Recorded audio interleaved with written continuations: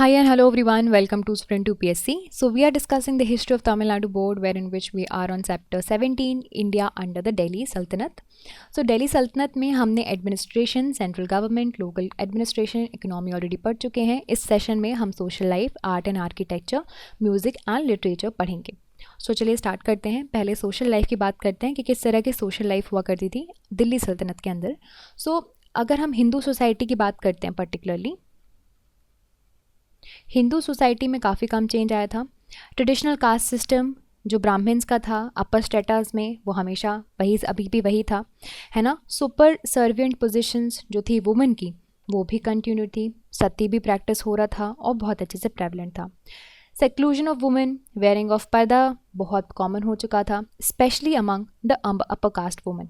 तो यहाँ पे आपको पता चल गया कैसी वुमेन की कंडीशन थी. अब हिंदू वुमेन की बात हो रही थी, ठीक है.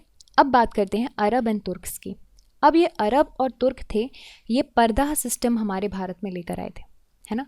और ये हिंदू वुमेन में भी जो अपर क्लासेस, अपर कास्ट की सोसाइटी थी, है ना, नॉर्थ इंडिया में प्रेवलेंट हो गया. दिल्ली सल्तनत के टाइम पे Muslim society remain divided into several ethnic and racial groups. तो ये आपको याद रखना है कि अब दिल्ली सल्तनत हमने देखा था कि मुस्लिम रूल डिवाइड हो चुका था यहाँ पे, राइट. तो यहाँ पे मुस्लिम सोसाइटी भी आपको बहुत सारे एथनिक रेशियल ग्रुप्स में डिवाइडेड थी. कैसे? तुर्क, ईरानियन, अफ़गान, इंडियन मुस्लिम अलग थे, है ना, जो कि एक्सक्लूसिवली डेवलप हुए थे. और बहुत सारे इंटर मैरिजेस भी हुए थे इन ग्रुप्स के बीच में. तो अब सब मिक्स हो चुका है. Hindu converts from lower caste were also not given equal respect. एक बात याद रख लो कि अगर आप हिंदू हो, आपने इस्लाम में कंपैरिजन कन्वर्ट कर लिया है, तो इसका मतलब ये नहीं है कि इस्लाम में आपस डाटा में मान लिया जाओगे. यहाँ पे भी आपको इक्वल रिस्पेक्ट नहीं मिलती थी जो इस्लाम में. अब देख लीजिए ना, इस्लाम में भी यहाँ पे बहुत से एथनिक और रेशियल ग्रुप में डिवाइडेड है. तो हमने देखा है ना, एक तो राजा थे कि वो इवन शियाज और आपके जो सूफी सेंट्स हैं उनको भी सही नहीं मानते थे. तो देखिए, मुस्लिम नोबल्स वो हाई ऑफिसेस जो है वो रखते थे, और बहुत ही रेयर कंडीशन ऐसी आती थी जब हिंदू नोबल्स को हाई पोजीशन दी जाती थी गवर्नमेंट में, है ना. हिंदू को क्या माना जाता था? जिम्मीज माना जाता था. और क्या, इसको इंग्लिश में समझ लो, प्रोटेक्टेड पीपल. ठीक है. अब ये ही पीपल थे जिनके लिए रिलीजियस टैक्स था, दैट इज जजिया, है ना. ये जो टैक्स था, दे वर फोर्स टू पे this tax for not being Muslim. Beginning में जो जजिया था उसको लैंड टैक्स की तरह कलेक्ट किया जाता था, बट फिरोज शाह तुगलक जी आए, इन्होंने लैंड रेवेन्यू को अलग कर दिया और जजिया को सेपरेट टैक्स बना दिया. तो एक क्वेश्चन आता है कि who is the ruler who separated the jizya as a separate tax, and that is the answer is Firoz Shah Tughlaq. Sometimes Brahmins वो एग्जेम्प्ट किए जाते थे कि आप जजिया मत दो क्योंकि भाई वो तो अपर कास्ट है ना. तो इस तरह से इनकी रिलीजियस पॉलिसी थी या फिर सोसाइटी थी, ये समझ लीजिए. बात करते हैं आर्ट एंड आर्किटेक्चर की, which is a very famous during the time of Delhi सल्तनत के टाइम पे बहुत अच्छे आर्ट एंड आर्किटेक्चर उन्होंने बिल्डिंग्स बनवाई हैं.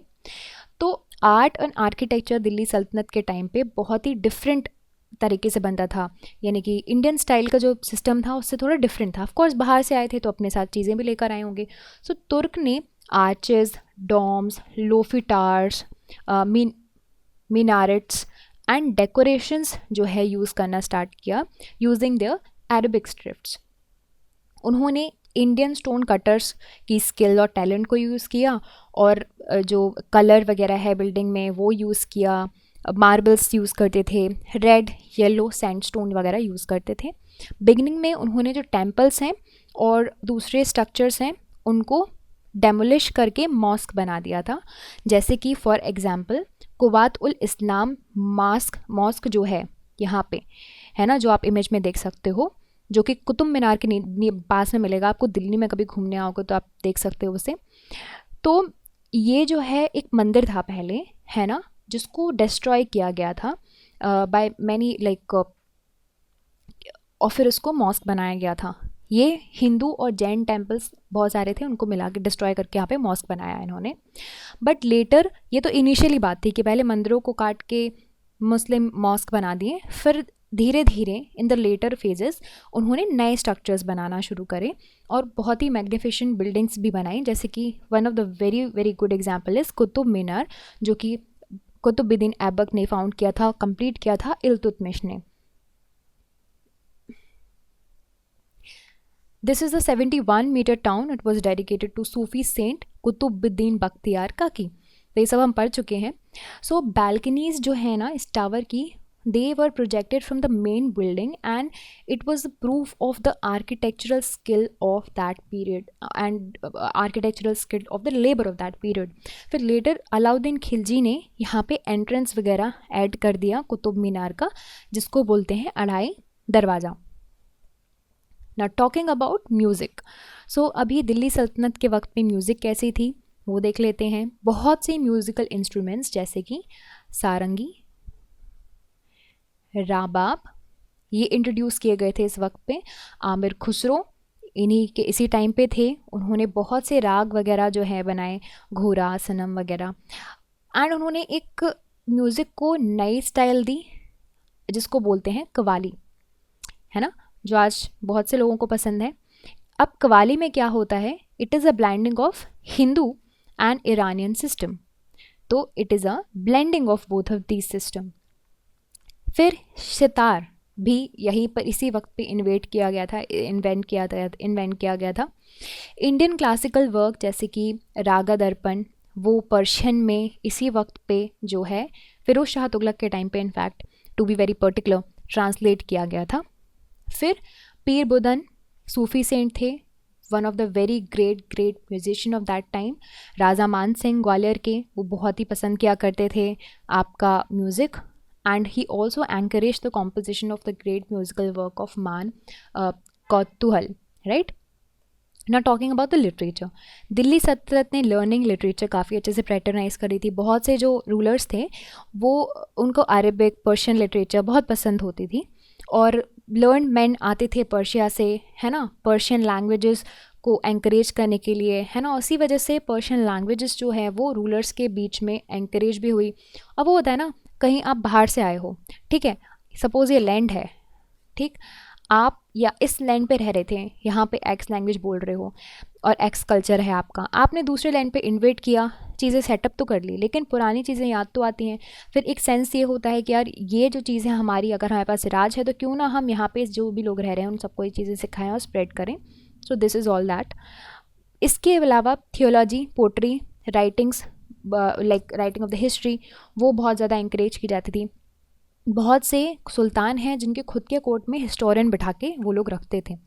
बहुत ही फेमस हिस्टोरियंस हैं जैसे कि हसन निज़ामी, मिनहाजुल सिराज, ज़ैउद्दीन बरहानी, शाम्स शिराज अफ़ीफ़, ये सारे हिस्टोरियंस आपको दिल्ली सल्तनत के टाइम पे मिलेंगे। बरहानी तारीख़ फ़िरोज़ शाही, इसमें आपको तुगलक डायनेस्टी की हिस्ट्री मिलती है।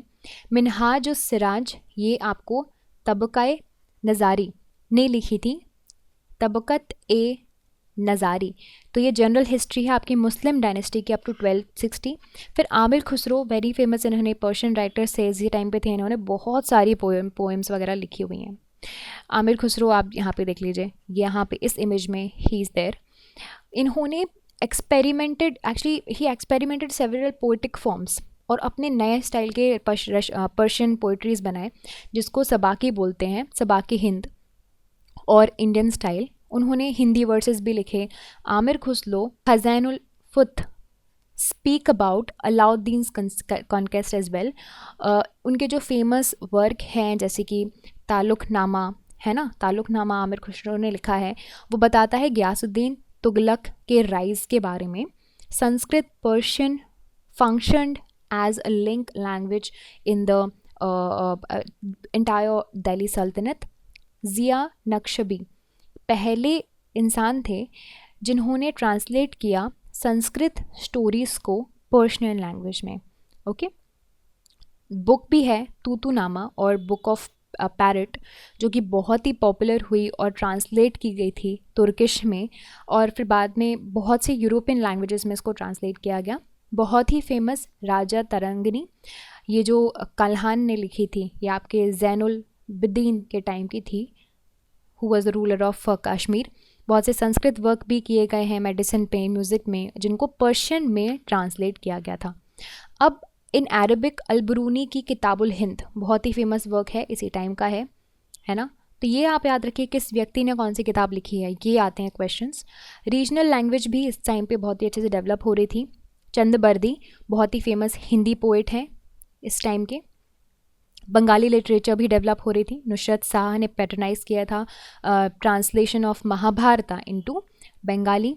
फिर Bhakti cult led to the development of Gujarati, Marathi languages. Vijayanagara जो एम्पायर थे उन्होंने तेलुगु, कन्नड़ा लैंग्वेजेस को एंड लिटरेचर को जो है फ्लरिश किया एंड पैटर्नाइज किया। So you can see this is how the entire social, art and architecture, music and literature life of the Delhi Sultanate was. I hope you understood all of these points, and by this we are finishing up this entire chapter of the India under the Delhi Sultanate. I hope you understood all of these points, and if you did, and if you like this video, you can subscribe to the YouTube channel for more videos and updates. And also you can download the Sprint UPSC app to practice book chapter and topic wise. Remember candidates, just reading books and watching videos are not going to help you out unless you practice thoroughly. So identify mistakes and work to improve your performance, and Sprint UPSC is the perfect app to do all of this. अगर आपको ये video पसंद आया हो तो हमारे YouTube channel को subscribe कीजिए और वीडियोज़ एंड अपडेट्स के लिए साथ ही साथ डाउनलोड कीजिए स्प्रिंट यूपीएससी ऐप। यहाँ पर आप अपनी book chapter and topic wise practice कर सकते हैं। देखिए सिर्फ वो पढ़ने से और वीडियोस देखने से तो मदद नहीं मिलेगी। जब तक आप अच्छे से प्रैक्टिस नहीं करोगे तो अपनी मिस्टेक्स को जानिए, परफॉर्मेंस को इम्प्रूव कीजिए, और स्प्रिंट यूपीएससी इसके लिए परफेक्ट ऐप है। I will see you soon in the next video. Thank you very very much.